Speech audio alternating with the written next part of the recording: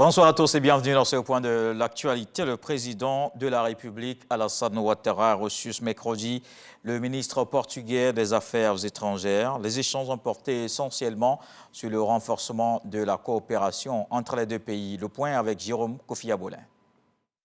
À Abidjan, dans le cadre de la réouverture de l'ambassade du Portugal en Côte d'Ivoire, le ministre portugais des Affaires étrangères, João Gomes Cravino, rend visite ce mercredi au palais présidentiel. Il y rencontre le président de la République, Alassane Ouattara. C'est une occasion pour le ministre portugais d'échanger avec le chef de l'État ivoirien sur le renforcement de la coopération entre le Portugal et la Côte d'Ivoire.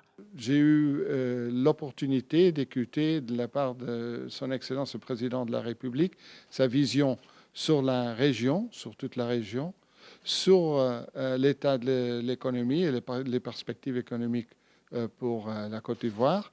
Et je suis convaincu que le Portugal peut avoir un rôle à jouer, soit dans les relations entre la région et l'Union européenne, soit aussi dans la promotion du développement et de la croissance au Côte d'Ivoire.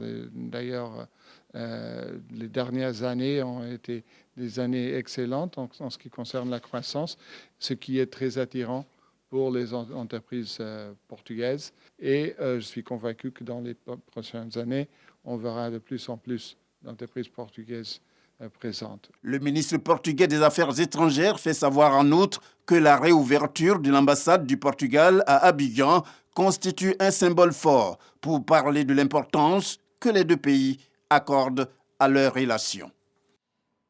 Il y a cette relation de la Côte d'Ivoire qui entretient également de bonnes relations avec le Sénégal. Le vice-président de la République a quitté Abidjan ce mercredi pour Dakar. Dans la capitale sénégalaise, Tiemoko Omelie Koné va prendre part à un forum mondial économique. Il y représente le chef de l'État. Cette rencontre intitulée « Investir à Dakar » est prévue pour se tenir demain, jeudi 6 juillet 2023. Et l'actualité, c'est également le résultat du brevet d'études du premier cycle disponible depuis aujourd'hui. Le taux de réussite national, 31,47%, un chiffre en hausse d'environ 3% par rapport à l'année dernière. L'annonce a été faite ce mercredi par Mariam Nimagadosso, la directrice générale des examens et concours, 176 666 admis sur 561 188 candidats qui ont composé pour le BEPC. Dans le reste de l'actualité, après 10 années sur place, la mission onusienne devra quitter le Mali d'ici à 6 mois. L'ex-premier ministre Moussa Mara demande dans un communiqué publié le lundi des réponses aux autorités de transition sur le départ de la MINUSMA. Il dit attendre des réponses, notamment sur la manière dont elle envisage de combler ce vide, notamment sur le plan sécuritaire. Dans le nord, où se trouve l'essentiel des bases militaires de la MINUSMA. Pour l'ancien chef du gouvernement, le départ de la mission exigera également une réflexion sur l'accord de paix de 2015. La ville de Sfax, à l'est de la Tunisie, est toujours sous tension après la mort d'un Tunisien. Selon le tribunal, il a été poignardé par 3 migrants subsahariens.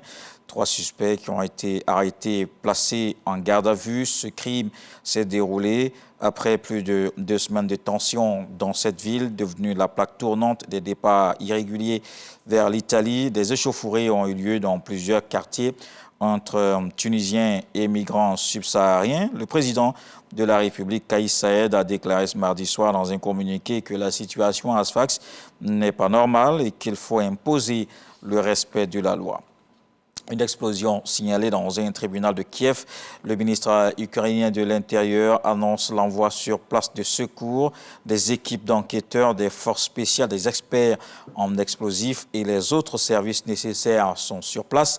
Dans la guerre avec le voisin, l'état-major ukrainien accuse les Russes d'avoir placé des engins explosifs sur les toits de la centrale nucléaire de Zaporizhzhia pour faire croire à un bombardement ukrainien. Moscou, de son côté, maintient que Kiev prépare une attaque sur la plus grande centrale d'Europe. Voilà pour le flash d'information. On se retrouve à 20 h. La suite de l'actualité avec les infos régionales.